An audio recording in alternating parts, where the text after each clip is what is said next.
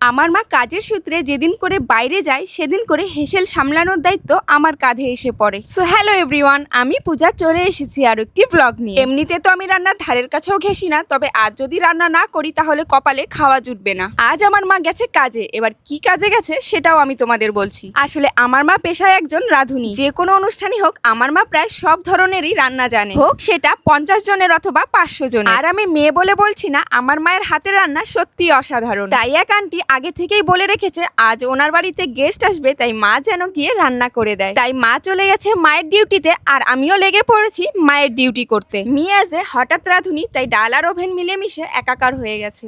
যাই হোক, আমার বাবা বাজার থেকে এনে দিয়েছে ভেন্ডি আর কচুরলতি। যেহেতু ডালটা সেদ্ধ হতে বেশ খানিকটা সময় লাগবে, তাই এই চান্সে আমি ভেন্ডিটা ধুয়ে কেটে নিলাম। এসব করতে করতে ডালটা এদিকে সেদ্ধ হয়ে গেছে। তারপর ডালটাকে ঢেকে দিয়ে চলে গেলাম কচুরলতির সাথে দেখা করতে। তারপর লতিগুলোকে কাঁধে নিয়ে চলে গেলাম পাশের এক দিদির বাড়িতে, কারণ লতিগুলোর গতি করতে আমার বেশ খানিকটা সময় লাগবে। আর এই সময়টাকে কাজে লাগিয়ে আমি দিদিদের সাথে কিছু দুঃখ সুখেরও আলাপ করে নিতে পারবো। তোমরাও আমার মতো বুদ্ধি করে চললে এক কাজে দুই কাজ সেরে নিতে পারবে। আমার ধৈর্যে আর কুলোচ্ছিল না, তাই কয়েকটা লতি এনে দিদার ঘাড়ে ঝুলিয়ে দিলাম, কারণ এই লতির গলা ধরে বসে থাকলে আজকে আর রান্না সারতে হবে না। তাই দিদাকে লতিগুলো কাটতে দিয়ে আমি চলে আসলাম ঘরে। আর যেহেতু আমি ভেন্ডির চচ্চড়ি বানাবো, তাই আমাকে বাটতে হবে সর্ষে। অনেকে আবার এটাকে ঢেঁড়স বলে, কিন্তু আমরা ভেন্ডি বলি। আর এদিকে আমাকে দেখো, মাথা মোটার মতন মিক্সচার মেশিন থাকা সত্ত্বেও আমি শিলপাটা নিয়ে বসেছি। পুরো মশলাটা বাটার পর আমার মনে পড়েছে যে আমাদের তো মিক্সচার মেশিন আছে, কিন্তু এখন মনে পড়ে কি লাভ, আমার তো মশলা বাটাই হয়ে গেছে।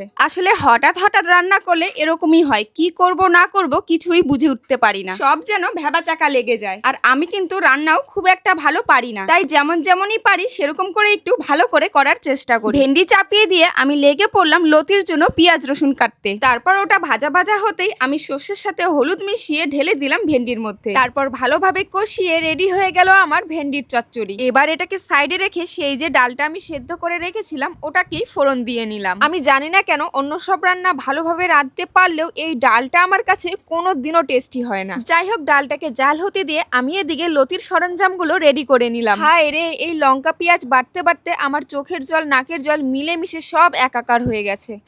লতিগুলোকে আমি আগে অল্প ভাপিয়ে নেব, তাই কড়াইয়ের মধ্যে অল্প জল দিয়ে বসিয়ে ঢেকে দিলাম। আমি লতিগুলোকে কিন্তু খুব বেশিক্ষণ জাল দেইনি, কারণ এগুলো বেশি জাল দিলে গলে যাবে, আর গলে গেলে লতি না তখন লাবড়া হয়ে যাবে। আজকের আমার এই ব্লগটি কিন্তু অনেকটা জি বাংলার রান্নাঘরের মতন হয়ে গেছে, যেখানে আমি শুধু রান্নাই করে যাচ্ছি। এবার তো আমার ভয়ই লাগছে কোনো রান্নার চ্যানেল থেকে আমাকে আবার ডাক না দিলে হয়। আচ্ছা, আমি যেই প্রসেসে রেসিপিগুলো দেখালাম তোমরাও কি ঠিক এভাবেই রান্না করো নাকি অন্যরকম প্রসেসে? কমেন্ট করে কিন্তু অবশ্যই জানিও। আর আমার রান্নাগুলো দেখে